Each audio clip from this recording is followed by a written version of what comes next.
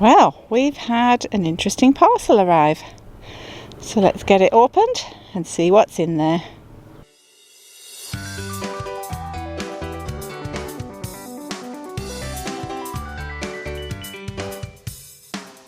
Thank you very much to AllPowers for sponsoring this video. They have kindly sent us a solar panel and a portable power station. So we're going to open this up and show you what's inside. The solar panel feels really sturdy and really good quality. And on the other side of the solar panel we have this little pocket here which opens up, and inside you have your cables in order to connect it to your power station. You have additional cables just in case you need them, and the adapters as well.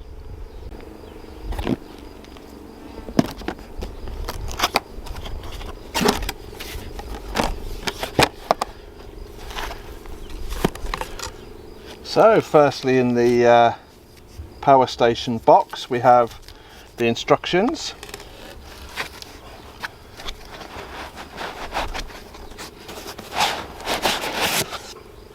Nice sturdy packaging, very nice indeed. Firstly we have a box which has, so this is the power box for 240 volt if you wanted to charge it from 240. Or in this case maybe 230. That's that. And here's the power station itself. First impressions, it's very solid. Very smart little machine. There we go. So first impressions of the AllPowers S700 portable power station is that that's really sturdy, a little box of power, not very heavy at all. I'd probably say 6 or 7 kilograms, but first impressions, it's built really well, it's built really solidly. There's been a lot of thought put into it, I think, as well, with this handle, for example, that just clicks in nicely. That would mean that you could put another one on top, I suppose, if you wanted to. Very nice. Feels nice. It's got your outputs, your lights, your AC and your DC. Has inputs on this side and extra USB outputs on that side. So the first impressions of this little power station is really nice. What we'll do is we'll get it on charge, and then we'll come back to it this afternoon and show you a little bit about it. So whilst connecting up the AllPowers S700 to the solar panel, I noticed that it had 2 inputs. It has the, I think these are called XT70s or XT80s. I'll put it on the screen. So there's an input for that one there. Then you connect that directly to your solar panel. Or, I suppose the more common plug would be this one here, which just plugs into there and then directly to your solar panel. So it comes with all the cables that you'd possibly need.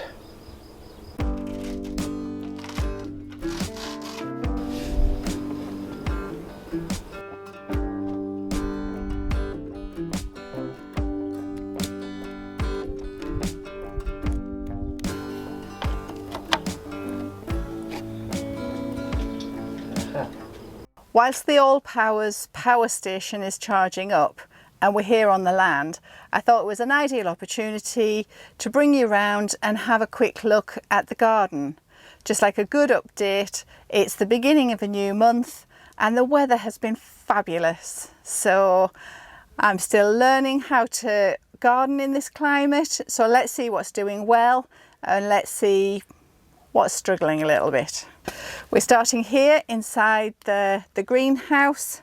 I feel like I'm being sort of squished further and further over because obviously building the garden house, this is also a storeroom for absolutely everything. So it's got chairs, it's got bits of extra wood, it's got things that we're just trying to keep out of the way. But yeah, we're still managing to get a good few plants in, and let's have a look. I'm going to start right at the back here. Do you want to come in, Darren, and have a look? Okay.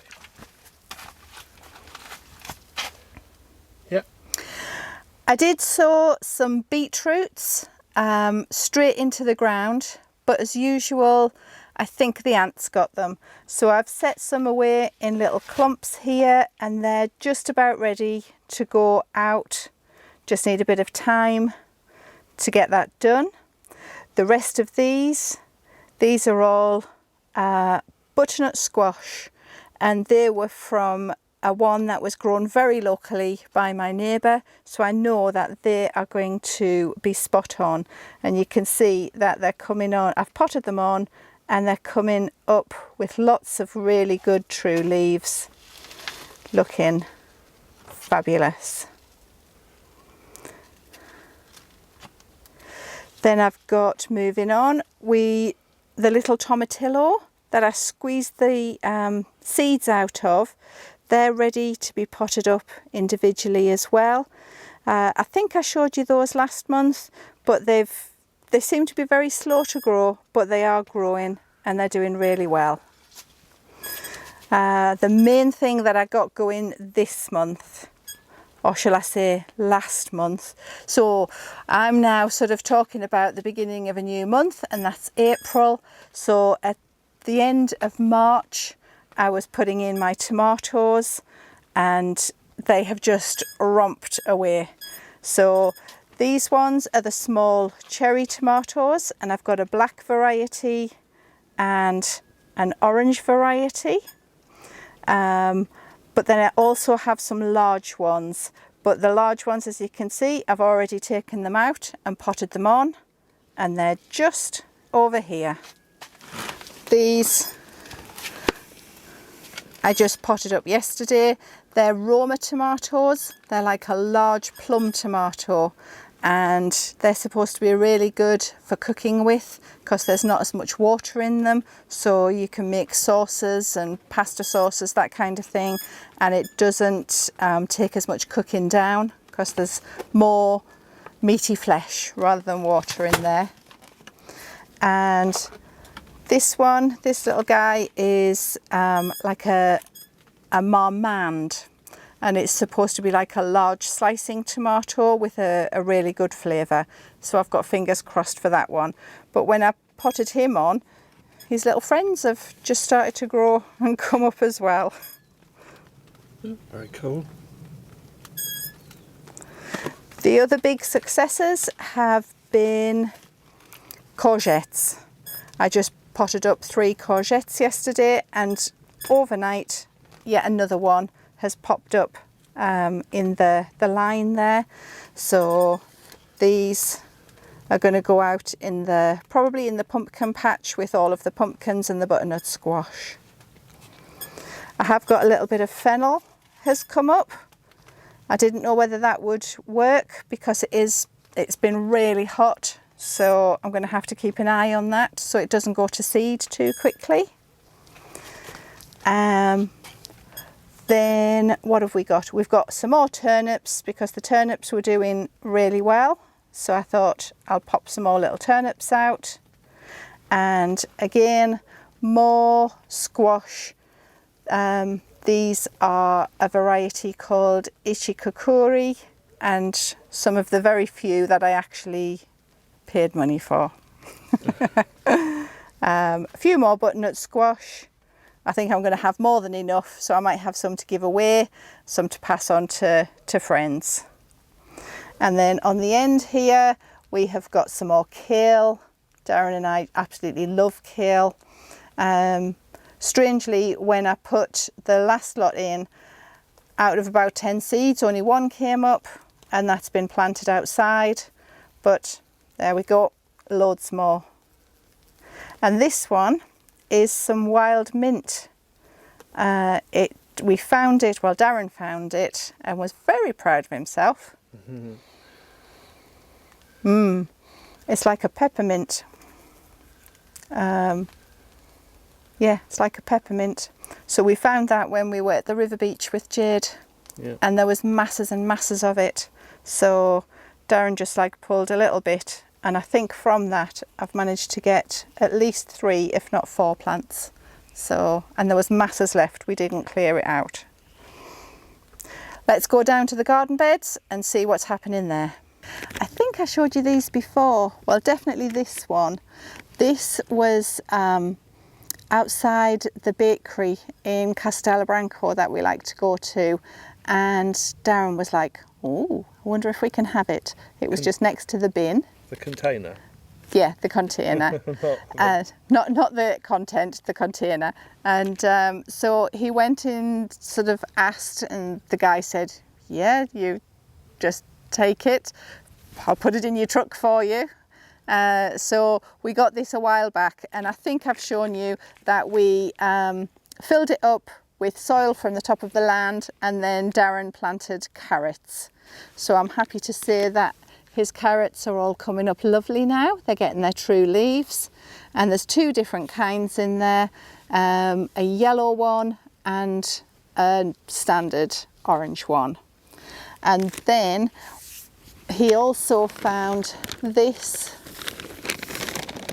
like a wooden crate.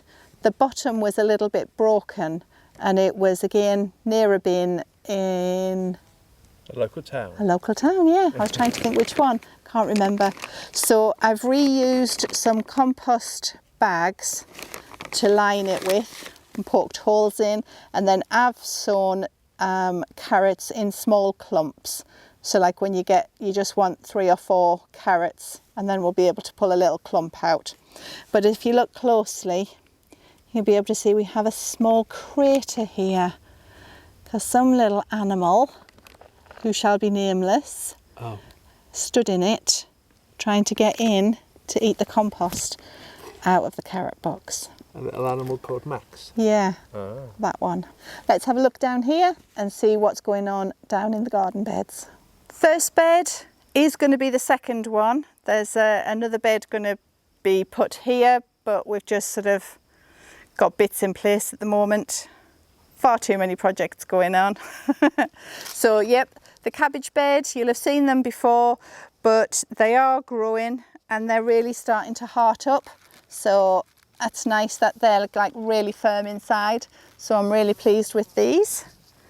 And a couple of the Portuguese cabbage, they're the ones that grow really tall on like a stick, and you just keep snapping the leaves off.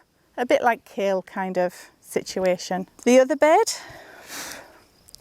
we've eaten all of the broccoli, and I've just left a few little bits there. So we had broccoli heads, then we had broccoli spears, we had broccoli leaves. I've left a few just possibly to go to seed, just to see how it goes. This side, now this was supposed to be cauliflower, and I'm wondering if the whole tray was mislabeled, because there are no cauliflower heads forming, but they're forming round like a cabbage. So it wouldn't surprise me if these are cabbages and not cauliflowers. So yeah, but they're doing fine. Little lettuces are just interspersed. Some are growing faster than others, but they're doing fine as well. And a couple more Portuguese cabbages on the end that are going to grow up. As I say, this year is all about learning what grows, what doesn't grow, learning the climate, learning the amount of water, everything like that. So it's all about learning a different way to garden. So I'm quite happy with how they're going. And I'm especially happy with all of the onions that I've put in. This was the first lot of onions, quite a way back now, and it's a mixture of red and white onions, and you can really see how the bulbs are starting to fill out. So I'm hoping that they're going to be a really good crop. Then I planted another lot several weeks later, and then in the bed further over again I planted leeks. So I think onions like this soil, and we love onions, so it's a win-win on that score. And then the peas that I put in, just as like a I just put it in so that the weeds wouldn't grow really, and peas also fix nitrogen into the soil, so you don't pull them out, you just cut them off at ground level. But we've actually had a really good crop, and we've been eating them as mange too and as peas, and they're delicious. And I have more of them further up in the garden on one of the berms next to the garlic. This one's a little bit of a mixture, so we've got cabbages. You can see it's starting to get the height come up. That one's getting a little bit attacked by some caterpillars, so I'm going to pull that one off.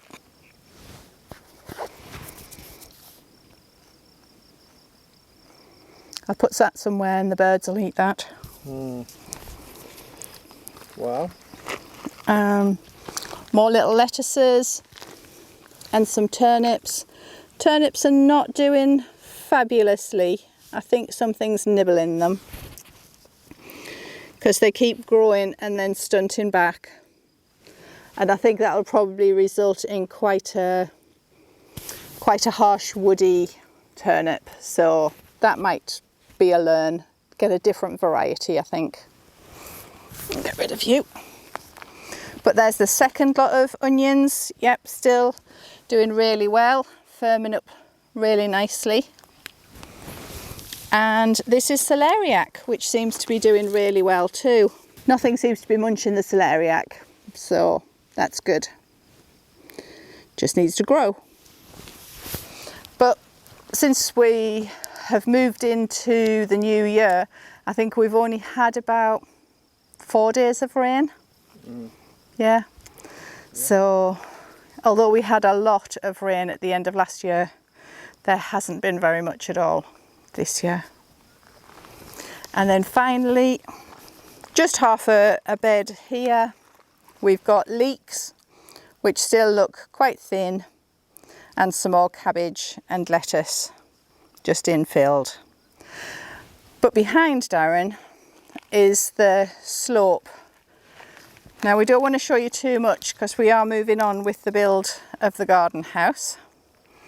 But this slope with the little retaining wall are filled with just lots of different varieties of lettuce. So there's lots of different leaf lettuce and strawberries. Strawberries' roots are really long, so I wanted it to go in and sort of knit into this small slope. There's lots of them in flower and lots of them actually have some fruit on. So some of the strawberries are really starting to fill out.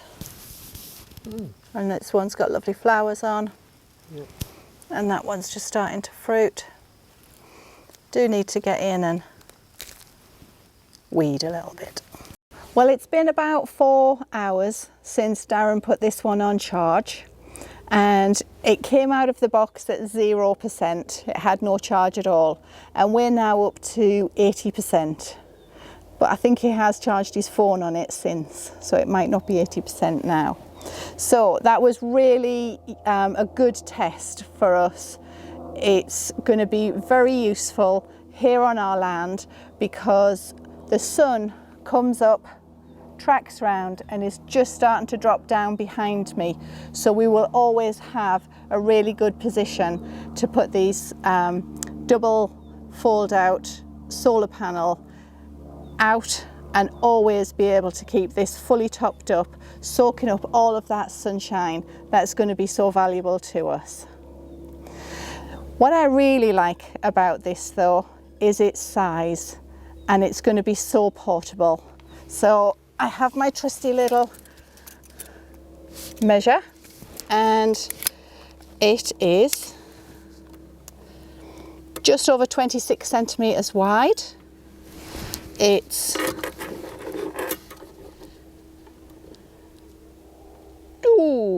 14, say 16 centimetres with the outlets there deep, and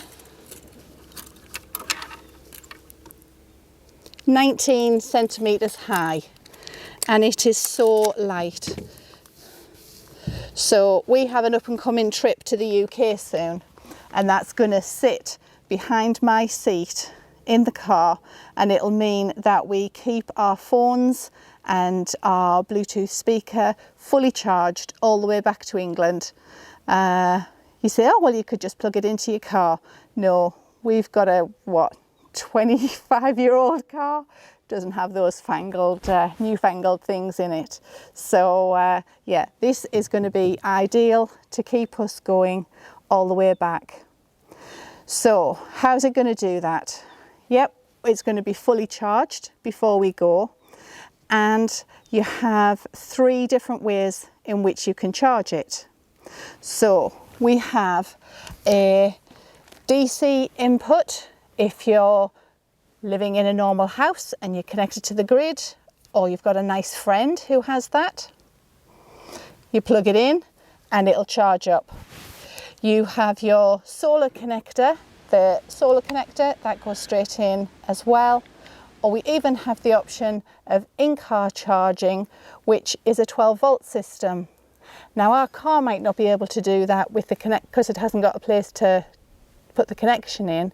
However, we do have a 12-volt system in our tiny house, and that works perfectly. So what do we do once all of the energy has gone in? We use it, and I'm going to pop round and show you how we do that. So once all of the energy is in, it's really simple to use. You've basically got an on-off switch, and that also is dual purpose because that's also your Bluetooth. This even has the ability to Bluetooth to your phone, so you always know how much energy you've got in the power station. And in your booklet that you get with it, it's so easy to do because you've either got a QR code, and there's one for Android and one for other operating systems. Crazy. Now I've said that, I haven't got a clue what it means, but Darren does. Well, how do you get the power out? Yep, 2 simple buttons. One for your DC, which is all of the little things, and they're all here. And that's, for me, that's my phone, that's my camera, that's my blender. And then you have your AC, and for that you've got 2 separate sockets for all the big stuff. This one here, this is our digital display, so at the press of a button we can then see how much power we have in, and then this one here tells us how many watts are coming in when it's charging. So for us this will be a real boost down here on the land when we have got our little house built. I'm planning, because it's so small and light, I'm planning on, once there's a kitchen, there may be a shelf, and it will go on the shelf and it will be easily accessible to use, and then equally easy to take outside and charge all through the day in these lovely sunny Portugal days. So thank you very much to AllPowers for sponsoring this video and for giving us the opportunity to try out the solar panel and the power station. Absolutely fantastic for what we need to use it for here. It's going to work for us really, really well. If it's something that you're looking for, AllPowers have been very kind to give us a discount code for you guys in the description. Click on the link in the description and have a look at their stuff. I don't really want to take you around tree by tree in the food forest, but I'm happy to report that they are all alive and they have all started to grow or come into bud, bar one. So everything that we planted I'm really pleased with. This one here is one that we got free from a friend in a local village, and the other one, they're both peach trees, and it's only one of the free ones that is actually really struggling. When it was dug up, it didn't have a lot of roots, and the stem, the trunk was already damaged. So we did our best for it. We didn't hold out a lot of hope, but its partner here is now starting to leaf up. It's even got a tiny few buds on and a resident spider by the look of it. But everything else is starting to leaf and flower, and I'm really pleased with everything from the nectarines to the castanhas to the cherry trees to the apples and pears, the blackberry bushes, the raspberries and the plums. I can't think of anything else. What else did we? Oh yeah, we have a marmello that came into leaf as well. Everything is doing really well, and obviously the really green things like the oak and the madronias, they were given a chance once all the pines were cleared and all of the mess and the brush was cleared. They got the water, they got the light, they got the space to grow, and they are all native trees, which is what we're trying to encourage. So really pleased with how the forest is going. What you may see is that I've added a watering system, an individual watering system to each tree. Jade helped me while she was here, and what I do is I fill their bottle up every 2 or 3 days. It has a tiny hole in the bottom and it just slowly seeps out water so that they get a constant drink all the way through the week. So that's probably me chatting on for quite long enough. So I'm going to pull this video to a close here and say thank you very much for spending some time with us. Thank you very much again to AllPowers for sponsoring this video. Please go and check out their information. All of the details are in the description below, and there's a really good discount code there for you. So take care, and we will see you next time.